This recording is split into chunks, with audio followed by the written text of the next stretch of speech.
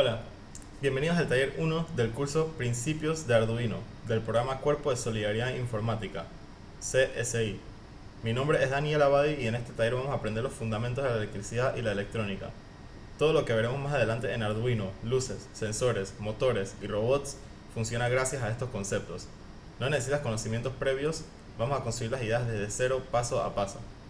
Si entiendes bien este taller, los próximos serán mucho más fáciles. Empecemos con la pregunta más importante.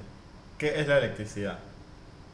La electricidad se define como el movimiento ordenado de electrones. También podemos decir que la electricidad es un flujo de energía eléctrica. Gracias a ese flujo de energía podemos encender una luz, cargar un celular o hacer funcionar una computadora. ¿Para qué son los electrones? Los electrones se definen como partículas muy pequeñas llamadas partículas subatómicas. Forman parte de todos los átomos. En algunos materiales como los metales, los electrones pueden moverse con facilidad. Aquí pueden ver que el electrón forma parte del átomo. Como pueden ver en este siguiente ejemplo, los electrones se están fluyendo libremente a través de estos átomos. Aquí hay algo muy importante que muchas personas no entienden bien. Cuando usamos electricidad, los electrones no se gastan. Los electrones no desaparecen, solo se mueven dentro de un circuito. Lo que realmente se transfiere es energía, no electrones. Este concepto sería muy importante cuando trabajemos con Arduino. Ahora hablemos de la batería. ¿Qué es una batería? Bueno, una batería es una fuente de energía eléctrica. Su función principal es crear una diferencia de energía entre dos puntos. Sin esa diferencia de energía, los electrones no se moverían. La batería tiene dos lados, el polo positivo y el polo negativo. El polo negativo tiene un exceso de electrones y el polo positivo tiene una falta de electrones. Los electrones siempre quieren moverse desde donde hay muchos hacia donde hay pocos. Entonces, si yo pongo un metal conductor entre los dos polos, se va a generar un movimiento de electrones. Un movimiento en esta dirección. Porque aquí hay muchos electrones y aquí hay pocos. Entonces, por naturaleza, los electrones van a querer conducirse hacia acá, donde hay pocos electrones. Entonces, en un circuito como el que voy a dibujar acá, los electrones salen del lado negativo y regresan al lado positivo de la batería. De esta forma. El voltaje es la diferencia de energía eléctrica que crea la batería. Mientras más diferencia entre la cantidad de electrones hay en el polo negativo y el polo positivo, más alto va a ser el voltaje. El voltaje es la causa del movimiento de los electrones. Mientras mayor sea el voltaje, mayor será la fuerza con la que los electrones intentan moverse. El voltaje se mide en volts o en voltios. Para entender esto mejor, tengo una analogía. Pensemos en la electricidad como si fuera agua. La batería es como la diferencia en altura entre estos dos tanques. Entonces, esta diferencia, H, la vamos a llamar. Esa diferencia crea presión en el agua. En la electricidad esa presión es voltaje. O sea, lo que yo estoy diciendo es que si yo conecto estos dos tanques de agua, la agua se va a mover por la diferencia en altura. De la misma forma, la diferencia entre el polo negativo y el polo positivo, la diferencia en la cantidad de electrones, estoy hablando, va a hacer que se mueva los electrones desde el polo negativo hacia el polo positivo. Corriente eléctrica. La corriente eléctrica nos dice cuántos electrones están fluyendo. No mide la velocidad de los electrones, sino la cantidad. La corriente eléctrica se mide en amperios. También, algo que cabe claro recalcar es que puede haber mucho voltaje y poca corriente, o poco voltaje y mucha corriente. La resistencia es lo que se opone al paso de la corriente. La resistencia nos permite controlar cuánta corriente pasa, y gracias a esta resistencia podemos proteger los componentes electrónicos. Para entender más qué es la resistencia, les voy a decir el mismo ejemplo de los dos tanques de agua. Si yo aquí tengo un tanque de agua y lo conecto con una tubería aquí abajo por una diferencia de altura h. Si yo pongo obstáculos en el tubo de agua, eso va a hacer que el flujo de agua esté dificultado y por ende va a salir menos rápido, con menos velocidad. La velocidad sería lo mismo que la corriente y esta variable aquí es la corriente.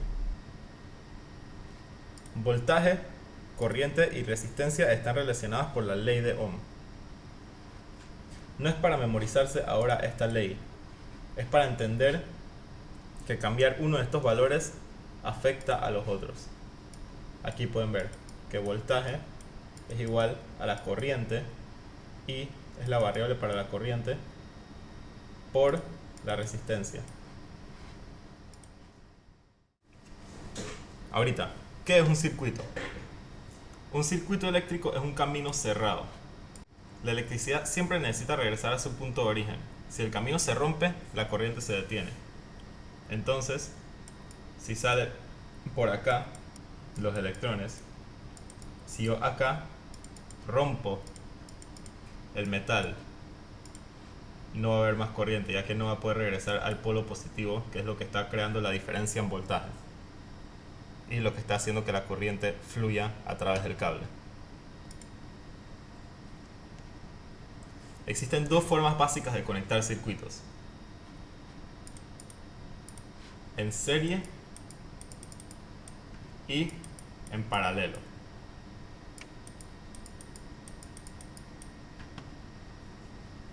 En serie, si una línea falla, todo el circuito falla, como pueden ver acá. Y en paralelo, si una de estas líneas falla, la corriente todavía puede pasar por una ruta alternativa, como pueden ver. Para entender mejor los conceptos que expliqué anteriormente, les voy a demostrar un ejemplo verdadero utilizando un tablero de circuitos. Un tablero de circuitos o PCB es una placa donde se conectan diferentes componentes electrónicos. Dentro del tablero existen caminos llamados pistas. Estos permiten que la corriente eléctrica fluya de manera vertical entre los distintos componentes, conectándolos entre sí. Gracias a este diseño, el tablero organiza y dirige la electricidad de forma precisa, haciendo posible que el circuito funcione correctamente. Los materiales que utilizaré para este ejemplo son un LED, como pueden ver, una lucecita, un pedazo de resistencia,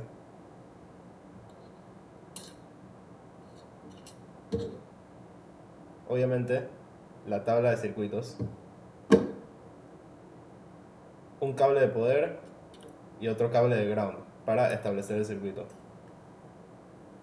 Ahora, lo primero que haré en este ejemplo es conectar el cable de poder y posteriormente la resistencia. Después de esto conecto el LED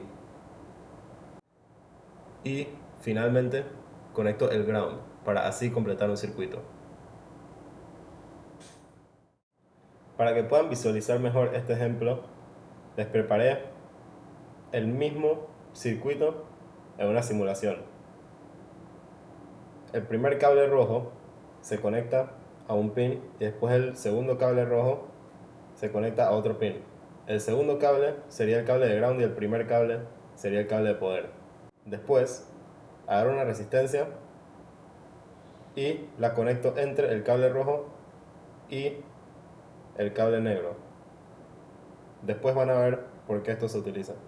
Después el LED se pone entre el cable de poder y el cable de ground. Esto termina el circuito y va a terminar prendiendo el LED. Como pueden ver, ya se está prendiendo el LED en la simulación. Ahora, para que entiendan por qué se necesita la resistencia, como aprendimos anteriormente con el ejercicio de la ley de Ohm, mientras la resistencia sube, la corriente baja. Entonces, sin una resistencia, como van a ver en la simulación, se quema el LED porque hay mucha corriente. Como pueden ver, ahí la simulación dice que la corriente es muy alta. Para esto sirve la resistencia, para controlar la corriente y ponerla en su valor indicado. Ahora, volviendo con la simulación verdadera, como pueden ver, cuando le introduzco corriente al circuito, se prende el LED. y de manera segura, ya que tiene una resistencia. Ahorita, ¿qué es el Arduino? Bueno, el Arduino utiliza todos estos conceptos, ya que controla el fluido de electricidad con código de computadora. Más adelante vamos a aprender cómo vamos a poder controlar este flujo de electricidad y cómo vamos a poder hacer proyectos increíbles con el Arduino. Bueno, como cierre, hoy aprendimos qué es la electricidad, cómo funciona una batería y cómo se mueve la corriente en un circuito. Estos conceptos son la base de la electrónica. En el próximo taller aprenderemos qué es Arduino y cómo funciona internamente. Gracias por participar en el programa CSI. Con esto terminamos el taller 1 del curso Principios Arduinos del programa de Cuerpo de Solidaridad Informática. Si tienen preguntas, curiosidad o ganas de aprender, estoy completamente a su disponibilidad. En la pantalla van a encontrar mi nombre, mi email y cualquier otra información que necesitan para contactarme. No duden en escribirme si tienen cualquier duda y para que se las pueda aclarar.